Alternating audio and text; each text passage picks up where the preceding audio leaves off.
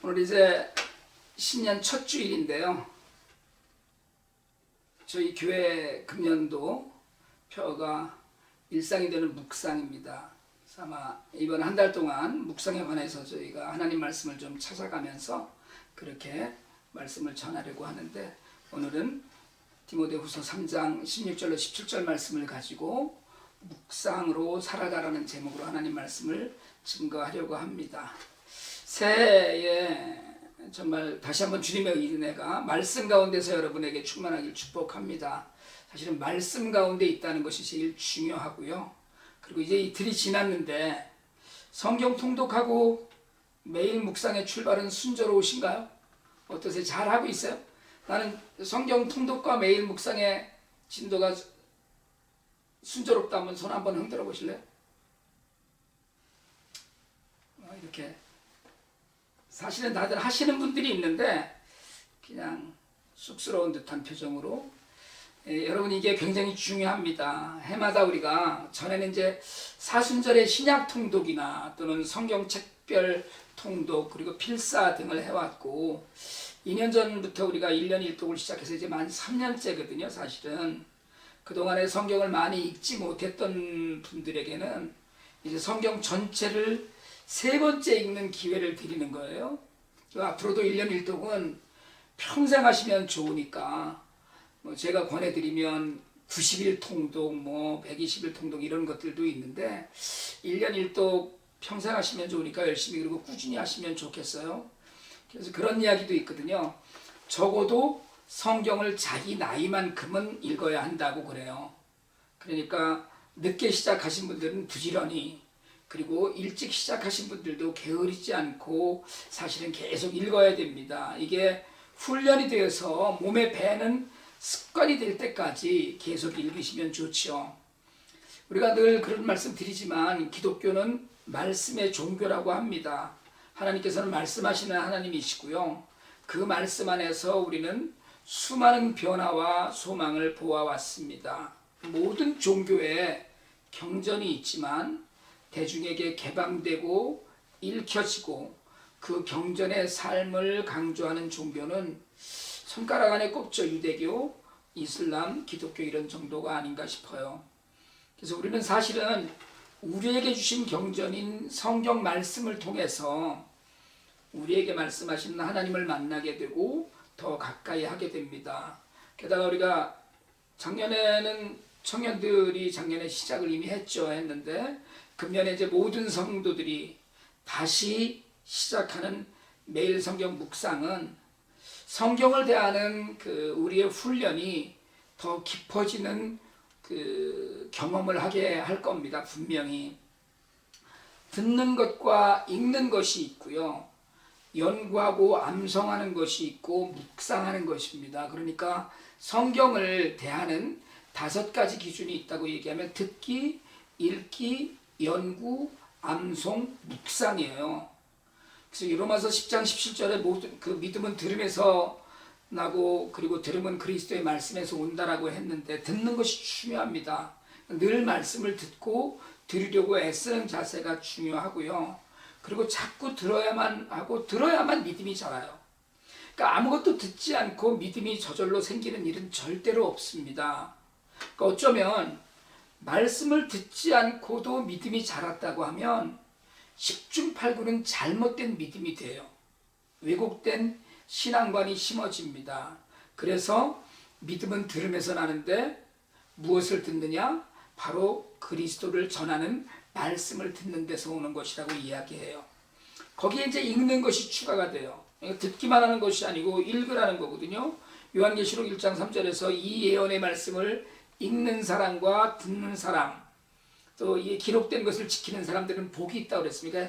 읽고 듣는 사람들에게 복이 있다는 거거든요. 듣는 것만큼 스스로 읽는 것이 중요한 복이에요. 그리고 그저 이제 듣고 읽는 것에 그치지 않고 연구하라고 합니다. 자꾸 듣고 읽으면서 왜 그런지 의문을 갖고 공부하는 자세는 우리의 신앙을 단단하게 해줘요. 여러분, 믿음은요, 우리가 흔히 믿는다 그러면 맹목적으로 다 믿어야 되는 것처럼 여겨지지만 그게 아니에요. 믿는 것은 때로는 의심도 하고 때로는 질문도 해야 됩니다.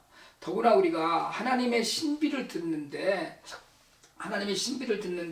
질문이 없고 의문이 없다면 내가 하나님을 다 이해한다는 것으로 착각할 수도 있어요. 아무리 읽어도 본문이 해석이 안 되는 경우도 분명히 있거든요. 그래서 전에 제가 말씀을 드렸는데 요즘 많이 나오는 스터디 바이블 한 권씩은 가지고 공부를 해야 돼요.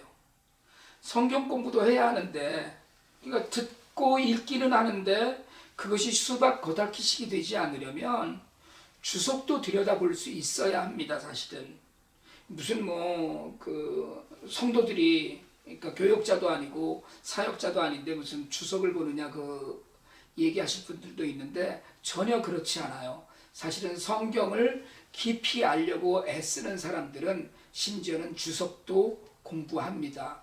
적어도 권한다면 제가 전에도 한번 그런 말씀 드렸는데 ESV 스터디 바이블 같은 정도는 한 권씩 두고 읽으시는 것이 좋지요. 그리고 성경은 암송하라고 가르쳐요.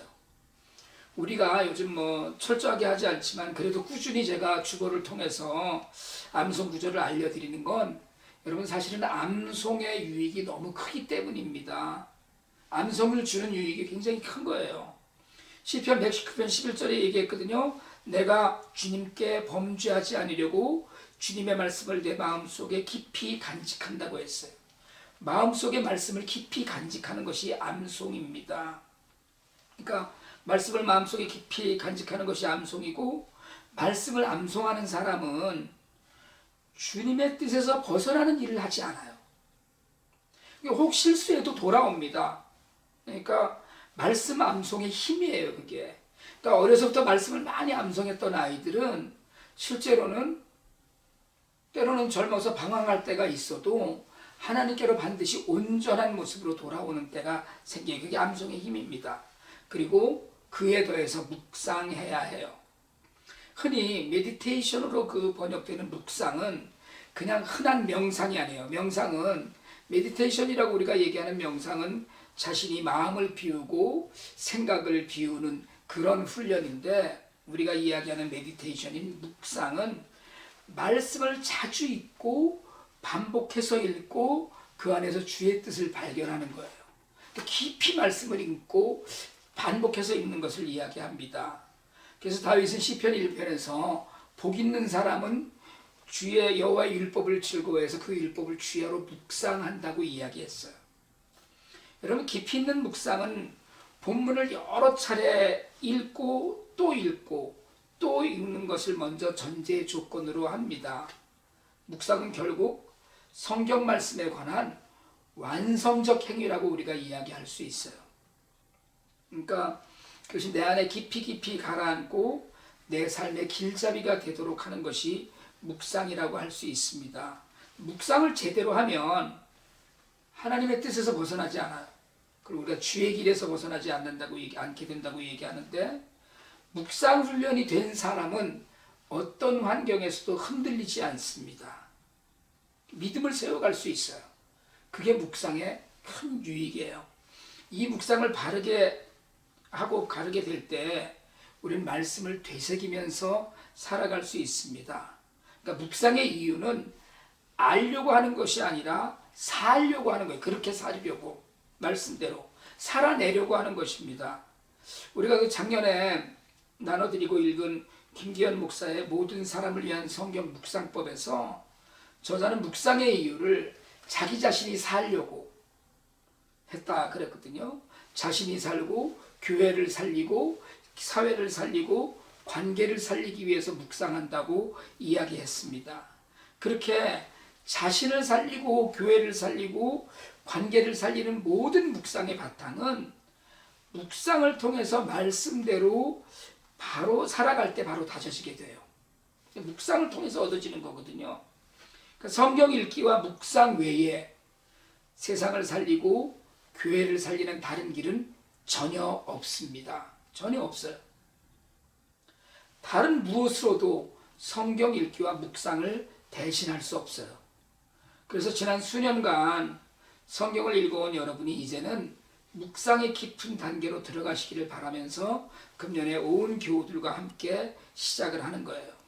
그러면 그렇게 묵상을 하는 목적이 있어야 될 거 아니에요. 그 목적은 뭐냐? 성경 말씀을 배우면서 우리는 하나님 아버지를 알아가고 가까이 가게 된다고 이야기해요. 그리고 묵상을 하는 것은 김기현 목사의 책에서 이야기하는 것처럼 살리는 것일진데, 그것을 위해서 묵상은 적용되고 살아나는 일상이 되어야 돼요. 그러니까 묵상이 우리 삶이 그냥 돼야 되는 거예요. 묵상은 묵상 자체가 목적이 아닙니다. 묵상은 말씀이 우리 안에서 살아나고 사라지고 말씀이 현실이 되고 우리가 그대로 살아가는 걸 이야기해요. 그러니까 곧 묵상이 일상이 되어야 돼요. 지난주 중에 제가 카톡으로 말씀드린 바 있습니다만은, 금년에 우리가 일상이 되는 묵상을 교회 표어로 묵상의 힘을 쓰려고 하거든요. 그러니까 묵상은 내 삶에서 일상이 되고 드러나지 않으면 바른 묵상이 아니라 그냥 읽기에 지나지 않습니다. 곧 일상생활에서 드러나는 말씀이 바로 묵상이어야 된다는 거고요. 그러기 위해서 궁극적으로는 제가 지난 한 달 전에도 분명히 말씀을 드렸습니다만은 12월 첫 주일에 그런 말씀 드렸었는데, 자기 주도적인 신앙생활, 그러니까 자립적인 신앙생활의 토대가 되어야 돼요.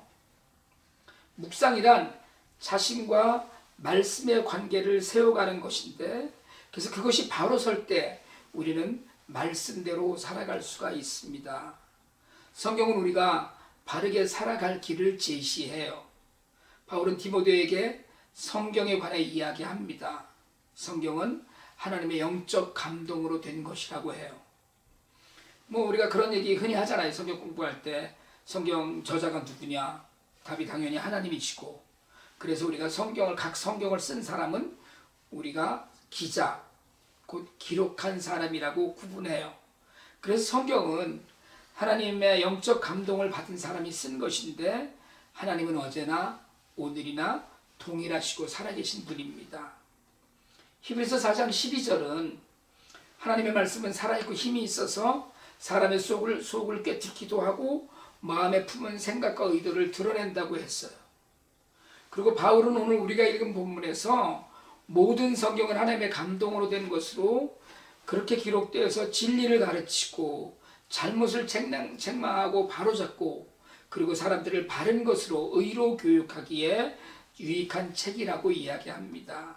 그렇게 유익한 성경은 그렇게 가르치고 훈련시키는 목적이, 성경의 용도가 하나님의 사람들을 온전하게 하는 데 있어요. 여러분, 성경으로 제대로 바르게 가르침을 받은 사람은 온전한 삶을 살게 됩니다. 그 온전한 삶을 사는 사람은 모든 선한 일을 하기 위한 완전한 자격을 갖춘 사람이라고 바울이 오늘 이야기해요. 그러니까 성경을 읽고 듣는 것에서 그치지 않고 성경 말씀이 우리에게 가르치고자 하는 것을 깨달아 아는 것은 그대로 살기 위한 거예요. 우리가 묵상 큐티라고 흔히 했었는데, 묵상을 그렇게 구분하잖아요. 오늘 말씀 가운데 하나님은 누구신가, 또는 예수님은 어떤 분이신가, 내게 주시는 교훈은 무엇인가를 발견해 가는 것이라고 표면적으로 이야기할 수 있어요. 그러니까 그런 묵상을 해서 하나님이 어떤 분이신지 알고, 그리고 나한테 오늘 이 말씀이 주시는 교훈이 무엇인지를 깨달는 사람은, 그런 사람은 그 말씀대로 살아내는 겁니다. 그대로 살아야 하는 이유는 우리가 하나님 안에서 온전하고, 하나님의 일이라고 이야기하죠. 모든 선한 일을 하기 위한 자격을 갖추기 위한 것이기도 합니다. 성경을 여러분 모르고도 착하게 사는 사람들은 많습니다. 예수를 믿지 않고도 세상에 선한 영향력을 끼치는 사람들은 엄청 많아요. 코로나로 어려워지니까 오히려 서로 돕자고 하는 사람들이 많이 늘어났답니다. 그러니까 코로나로 어려워지니까 내가 나의 삶을 덜어서 더 어려운 사람들을 돌아보는 시간들을 가진 사람들이 많다는 거예요. 그런 사람들이 더 늘어나고 있다는 뉴스도 있는데, 여러분, 그런 사람들이 모두 그리스도인인 게 아니잖아요. 그렇게 세상에는 선한 일을 하는 사람들이 많이 있습니다. 그런데 바울은 오늘 성경에 관한 이야기를 하면서 성경은 바르게 가르치는 것인데 그것은 성도가 온전해지고 그래서 선한 일을 하기 위해서 준비시키는 것이라고 했어요. 우리가 자주 인용하는 마태복음 5장 16절 말씀처럼 우리가 등경 위에 세워진 등불이 되어서 우리가 세상을 비출 때 세상이 하나님께 영광을 돌린다고 했죠. 기독교가 손가락질 받고 욕을 먹고 말할 수 없는 모욕과 수치를 당하는 시대인데 그래도 여러분 그렇게 욕먹을 짓을 하는 기독교인이나 교회는 극히 일부입니다. 오히려 더 선하고 더 착한 사람들이 많이 있어요. 기독교인들이 줄어든다고 해도 여전히 하나님 안에서 흔들림 없이 하나님을 소망하면서 사는 무수히 많은 사람들이 있습니다. 그래서 세상은 여전히 선한 영향력을 지닌 그리스도인들을 기대하고 있어요. 여러분 세상이 어려울수록 여러분이 필요해요. 우리가 필요합니다. 세상이 힘들다고 할수록 우리 모두가 필요합니다. 말씀을 읽고 깨달아서 말씀대로 사는 사람이 필요해요. 여러분 온라인 예배는 사실은 쉽지 않죠. 저한테도 마찬가지입니다. 직접 얼굴을 대면하고 함께 예배의 감동을 나누면서 공동체로 함께하지 못하는 것은 사실은 영적인 교감을 중요시하는 우리 예배에서 마치 가장 취약한 부분인 것 같은 그런 것이기도 합니다. 근데 여러분 오히려 이럴 때일수록 개인의 묵상과 그 묵상의 적용이 훨씬 더 깊어질 때가 없어요. 그러니까 금년 1년 동안 여러분 정말 묵상으로 살아가실 수 있기를 바랍니다. 묵상을 통해서 말씀을 통해서 선한 일에 앞장서는 용기와 능력이 있으시기를 바랍니다. 어느 날 우리가 스스로를 돌아보면서 내 믿음이 이만큼 자랐다고 여겨질 날이 올 거예요. 그건 묵상으로 살아갈 때 얻을 분명한 은혜입니다. 묵상으로 살아서 여러분 정말 묵상이 일상이 되는 삶을 살아서 금년 한 해 아무리 어려워도 영적으로 승리하는 우리 모두가 되기를 주님의 이름으로 축복합니다. 기도드리겠습니다. 하나님 저희에게 말씀을 주시고 그 말씀을 읽을 수 있게 하시고 말씀을 깊이 생각할 수 있는 형편을 주시니 감사합니다. 이제 우리에게 주신 말씀 안에서 바르게 배우고 잘못된 일을 바로잡는 기준을 삼게 하옵소서. 그리하여 말씀 묵상으로 매일매일 살아가는 하나님의 사람이 되게 하옵소서. 예수 그리스도 이름으로 기도드립니다. 아멘.